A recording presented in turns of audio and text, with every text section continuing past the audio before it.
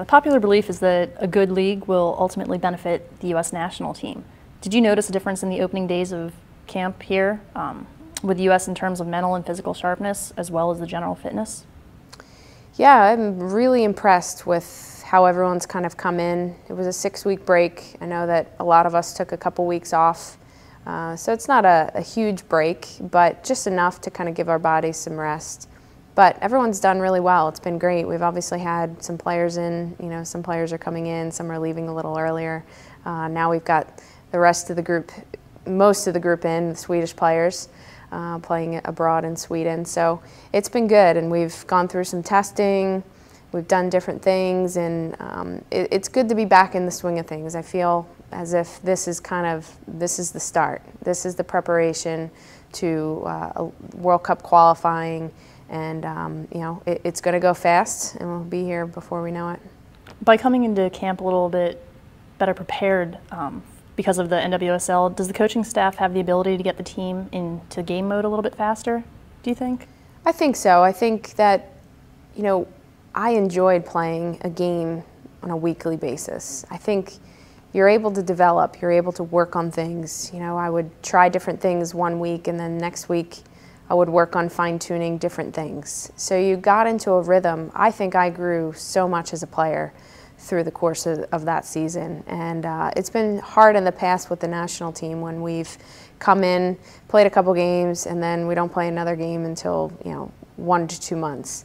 So I think that all these games, you had the NWSL games, which are very competitive on a week-to-week basis, and then you add in the national team games that we're playing as well, and it's a lot of games, and I think that we need those games, which is good, and it's going to keep everyone fresh, game fit, ready, sharp, and good to go.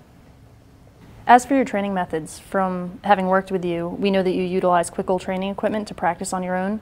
What kind of training do you do on your own outside of your club team and the national team? I know you mentioned you work with James, your trainer. So what kind of fitness and training do you do? We do, James and I do a lot of things. One of my favorite things to do with him, and he does it with his teams as well, is sticks. He's got tons of sticks, coaching sticks, and I dribble through them, right foot, left foot. We kind of make the sticks straight, dribble through both feet, do all sorts of things. And for me, that's helped me immensely, between your touches, and the way I do it is kind of scooping. You're obviously not just tap, tap, tap. Good technique. So we do a lot of that. I'm big into soccer tennis, play a lot of soccer tennis, which is huge for your first touch, control, everything, whether it's coming off your chest, your thigh, your foot. Do a lot of that, as well as the mannequins, the toms. Use them a ton. Free kicks. It's hard to train free kicks without a wall. You need that. You need to visualize. Obviously, you need to get around it. You need to get over top of it, bend the ball over there. So do a lot of that type of stuff. Jumping, hurdles. We do a whole variety of things. Keep it simple, but yet fun at times. Is this all the same stuff that you've done since your younger years with the youth programs and stuff, or have you evolved to use these items or just this kind of method to train? Yeah, I think ever since I met James, he had sticks from the minute I met him, and has always used them. And it's kind of funny because they have become one of my favorite things to do. And it's a workout. You're dribbling through them.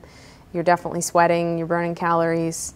So I would say, didn't use them a ton in my college career and prior to that, but definitely once I started working with James.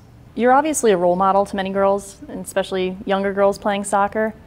We talked about how you admired your cousin and you kind of looked up to her a little bit, which is fantastic. Looking back, how would you characterize yourself as a young girl playing? Well, I was definitely a tomboy, and I know that growing up as a tomboy is kind of difficult for girls. I would be sweating in gym. Other girls would be barely active and getting involved, and I was out there wanting to beat the boys. So I think for a period there, you know, I was a little ashamed of being competitive, running around sweating. But, you know, looking back, you know, who cares? You know, when you're my age now, you look back and you say to yourself, why did I even get upset at that?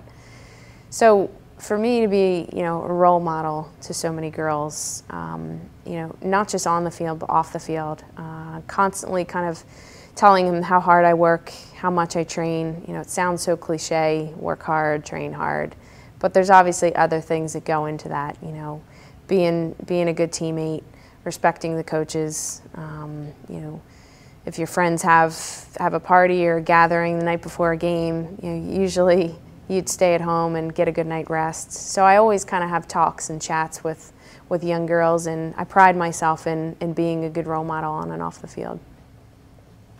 Was there a significant moment or occurrence that you realized you really wanted to dedicate yourself to the sport?